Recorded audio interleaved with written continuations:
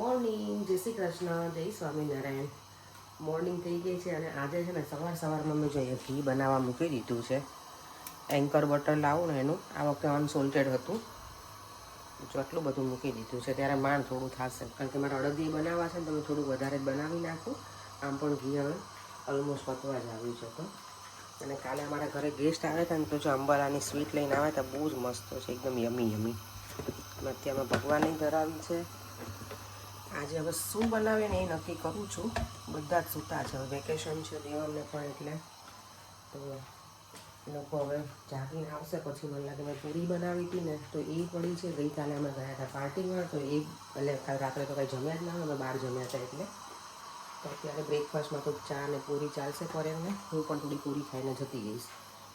ઓમ પણ ઘરે છે આજે, તો બધા નાસ્તો એ ચાલશે. અને ઇન્ડિયાથી નાસ્તો આવ્યો છે એ પણ પડ્યો છે. એટલે સવારમાં કાંઈ જ અત્યારે વિચાર નથી બનાવવાનો. વિચાર કરું છું કે સાંજ માટે ખાલી હું શાક બનાવી નાખું, તો ઘરે આવીને એટલું ઓછી ઉપાડી.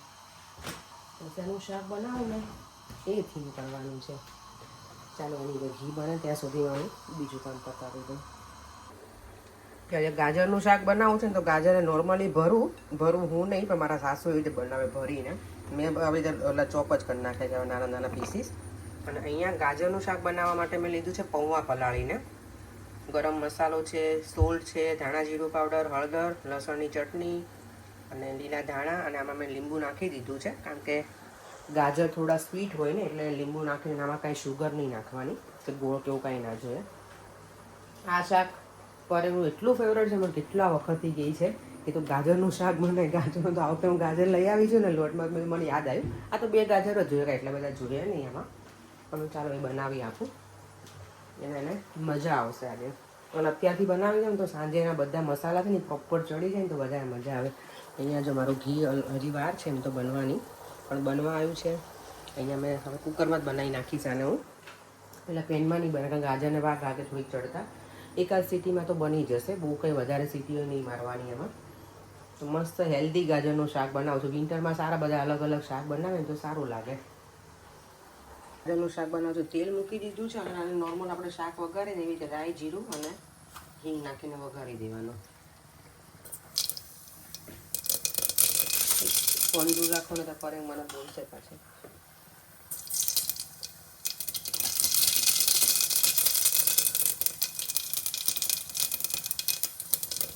અને હિંગ બસ. હવે ગાજર છે આપણે એ અંદર એડ કરી દેવાના.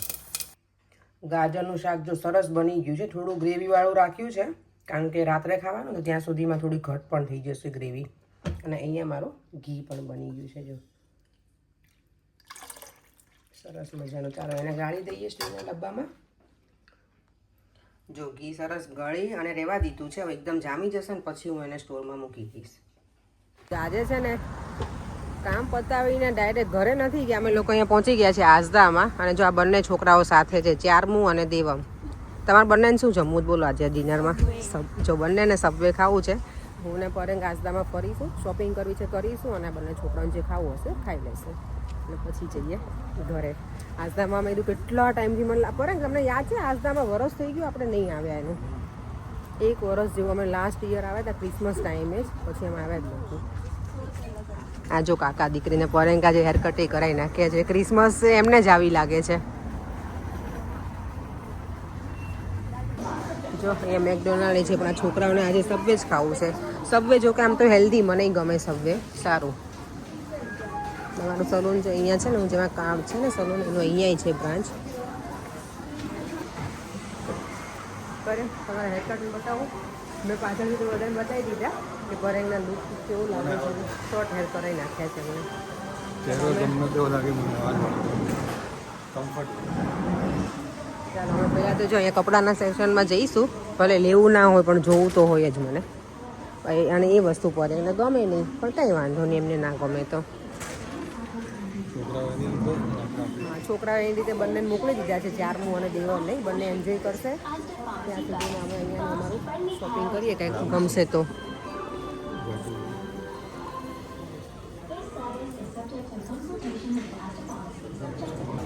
અહીંયા જો ફ્લાવર બુક કેટલા સરસ સરસ છે, બધા મસ્ત કલર છે. કેટલું સરસ છે ચાલો. હા ચાલો છે અંકલ. આ બંને જો તો કોક લઈને આવ્યા છે છોકરાઓ. ચારનું તો વાંધો નહીં, તને ના પીવાય દેવા. What what. ચાલો અમારી શોપિંગ તો પતી ગઈ છે. હવે પેમેન્ટ કરી પછી ઘરે જઈએ અને ઘરે પછી અમે ડિનર બનાવીને ખાઈએ. ક્યુટ છે.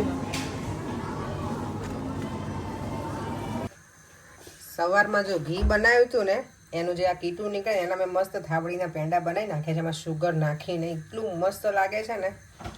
ચાર મેં અહીંયા આવીને મેં પહેલાં બતાવ્યું તો મને કે આ ન મજા આવે. પછી હમણાં મેં ટેસ્ટ કરે, મેં જો પેંડો છે તું ખા. તો ખાધો મને કે સરસ છે. પછી મેં એને કીધું મેં આવી રીતે બનાવી છે તો કે આ નાઈસ લાગે છે. ઘી કેટલું બધું નીકળે જો આમાંથી. ને અહીંયા મારી રોટલી બને છે. જમીને પછી ફ્રી થઈને થોડી વાર બેસીશું. બંને છોકરાઓ તો ટેબ્લેટ ને મોબાઈલ લઈને બેઠા છે. અમે અમારું કુકિંગ ટાઈમ ચાલુ છે ને ત્યારે મને હેલ્પ કરે છે. આજદાની શોપિંગ છે એ બધી મૂકી દે છે. અહીંયા જો મારા ઉળા ખાવાના વખતે મને ટાઈમ ના મળ્યો હજી સુધી. પાડો બૂમો પાડો. શું બૂમો પાડું બોલો. શાક જો બની ગયું છે આપણું. તમારી ફરમાઈશ પ્રમાણેનું બનાવ્યું છે પર ગાજરનું. આજે મને તમને ખબર છે સલૂન ઉપર મને બધા અમે છે ને ડિસ્કસ કરીએ કે અહીંયા ગુજરાતી સ્ટાફ છે ને બધું એટલે તો મને કહે કે તમે શું બનાવવાના. મેં હું તો આજે બનાવીને આવી છું શાક. તો તમે શેનું બનાવીશું? ગાજરનું. તો ગાજરનું શાક કે એ બંને સરપ્રાઈઝ હોય. સોનલ ને પેલા જીગુબેન બે તો કે મારા માટે લઈને આવજો ને કાલે ટેસ્ટ કરવા બધું સારું લઈ આવીશ. બહુ મસ્ત બને છે. બ્રોકલી નાખી બ્રોકલી આમાં. ના તો પેલું ગાજર બ્રોકલીનું બનાવીને એ પાછું અલગ. એ પણ હું બનાવીને બતાવીશ તમને એની પણ રેસીપી. એ બહુ મસ્ત લાગે. નહીં પણ દર વખતે તું બનાવે ત્યારે બ્રોકલી નાખતી જ હોય છે. ના એ બ્રોકલી નથી. એ પેલું બીજું બનાવું ને એમાં હોય છે, આમાં નહીં.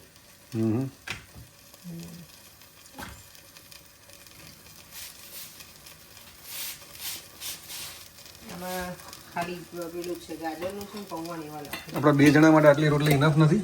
બહુ વધારે જ છે.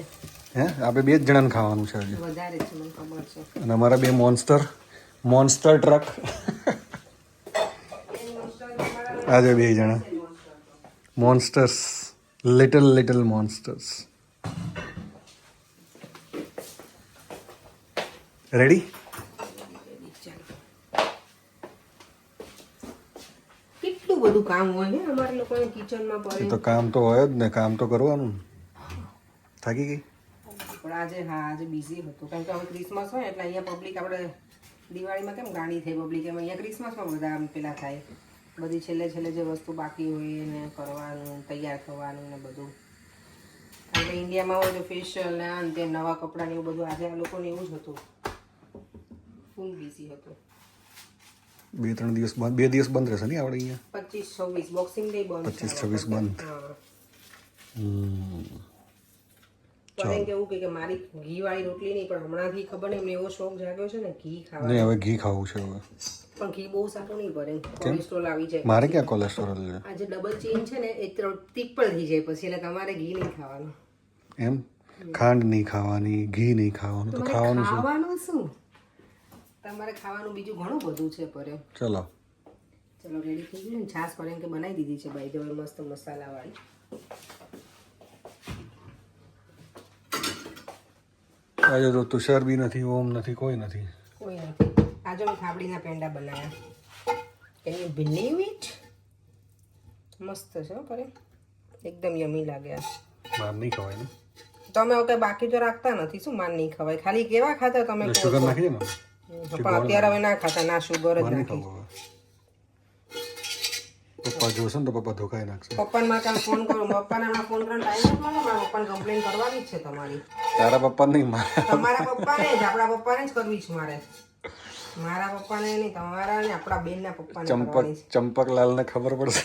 ચંપકલાલ બગડશે ફોન કરીને કે ના પાડું. એવું કે ભલે ખાતો ખાવા દે. હું કહું તો પપ્પા એવું છે ભલે ખાતો ખાવા દે. આપણે કઈ બોલવાનું જ નહીં. શુગર ખાવા દેવાનું નહીં. પપ્પા એવું જ કહેશે મને. ચાલો અને પલાળી દઈએ.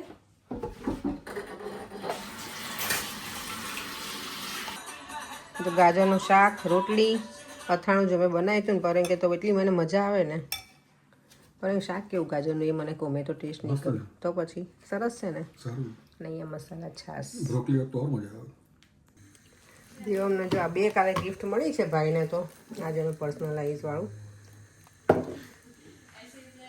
અને અહીંયા મારા ઓળા મેં શેકવા મૂકી દીધા છે ફાઇનલી, કારણ કે એવું થયું કે ઓળા નહીં ખાઈએ તો પછી મજા નહીં આવે. રોજ જે ઘરમાં પડ્યા હોય તો શેક્યા વગર રહે એવું બને નહીં. એટલે આજે તો અમારે શેકીને ખાવા જ પડશે.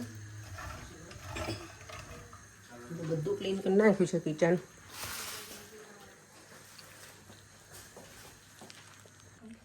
જેમ તે અત્યારે કેમ હેન્ડ ગ્લોવ્સ પહેર્યા? કઈ ખુશીમાં આમ જોવું જ્યારે રેડી થઈ ગયો. બધું પહેરીને કેમ રેડી થયો અત્યારે દેવમ સોવા ટાઈમે? અને પરેંગ શું કરે છે? આમ જો ચારમી અંકલ જો કેટલા સુધરી ગયા તે જોયું? બોલું ભગવાનનું નામ લે છે. ચલો હું મારા છે ને ઓળા જોઈ લઉં શેકાય છે ને એને તો બળી જશે. પણ હીટર ચાલુ કર્યું હતું તમે?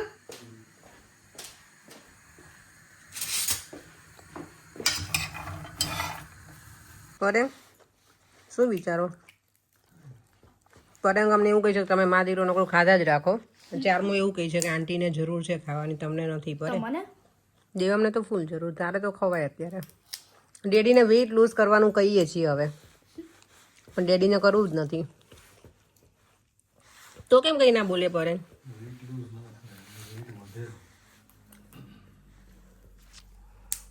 ચાલો વિડીયોને એન્ડ કરી દઈએ. અમારા સિંગનો પ્રોગ્રામ ચાલુ છે મારો ને દેવામનો. ફરીથી મળીશું કંઈ નવા વિડીયો સાથે. Bye bye. જય શ્રી કૃષ્ણ. જય સ્વામિનારાયણ.